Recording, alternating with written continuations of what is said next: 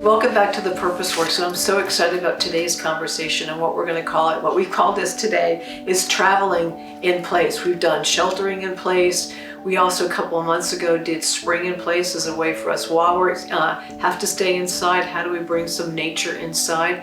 But we're at that moment, we're in the middle of the year, close to the middle of the year, and we've been sort of traveling in place. We've been sitting still, and for many of us, we haven't truly activated on what our goals are. And here we are. Now, normally, when we get to this point, 50% of us have sort of ditched any kind of resolution or any goal that we had started out in the beginning of the year. Those of us who've actually kept a focus on what our goals are, and when you write down your goals and when you keep to them, you're 10 times more likely to achieve them. Isn't that cool? And so here we are now in the middle of the year. This is a perfect time to reflect and actually ask ourselves, of the goals that I set out to do, where am I?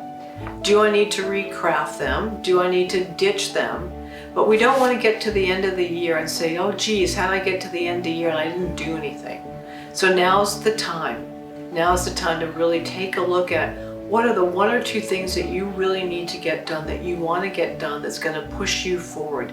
That's the difference between success and failure. Is actually doing it. So we have a couple of suggestions for you in terms of how to get your mojo back and get re-energized. So let me go through the list with you. The first one is, we kind of touched on this a little bit. Many times we have a whole list of goals that we want to do.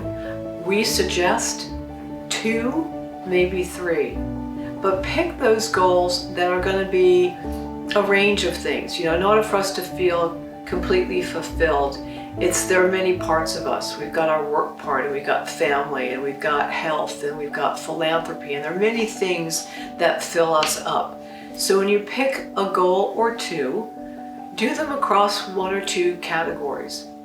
And if you feel that you've got to put most of them in the same bucket, our suggestion would be the goal isn't big enough. If you're going to do something, you might as well go big and choose something that's really going to take you a real leap forward. So that's the first one. The second one is, think about the outcome, right? In order to do something, you have to really stick to it. But why are you going to stick to something? Because it's usually those steps in between. We haven't gotten there. It feels like it's a long way. Well, don't necessarily think about, I have this goal. Really visualize what the outcome is going to be. So if you can stay focused on the outcome, you're more likely to stick to your goal. The next one is, I love this one, and we say this a lot, do things in Microsteps. The more that you break it down and make it easy to do, and that's why we also suggest you only have 1 or 2 goals, because you need to fit that in to everything else that you're doing. That's why there's this preciousness of time. You've got your work stuff, you've got family things, you've got all other kinds of things going on, and so usually I can't do that goal because I can't fit it in.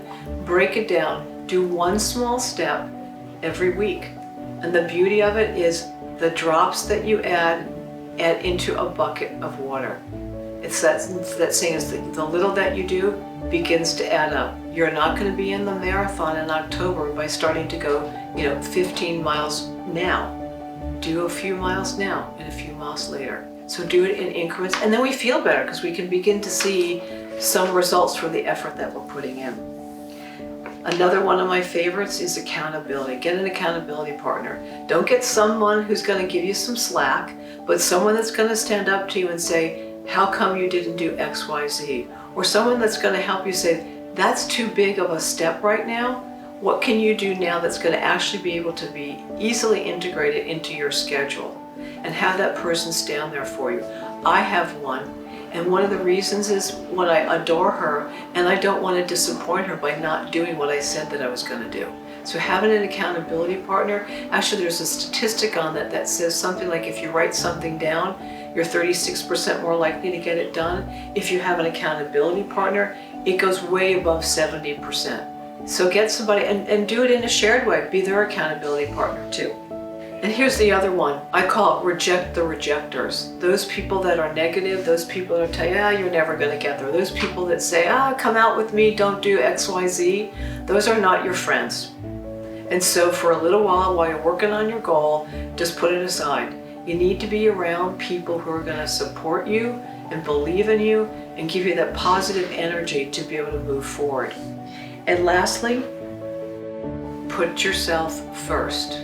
What I have found in my experience is that we put ourselves last on the list like we don't deserve it.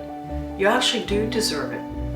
And if you actually are able to help yourself and to get to your goal, one, you become a fabulous role model for the people that you work with or your family or friends, but also it's the way to achieve something. And if you can do something for yourself, then you can absolutely do something with great grace for somebody else. So get started. If you found this video of value, we welcome your comments and please share it with others.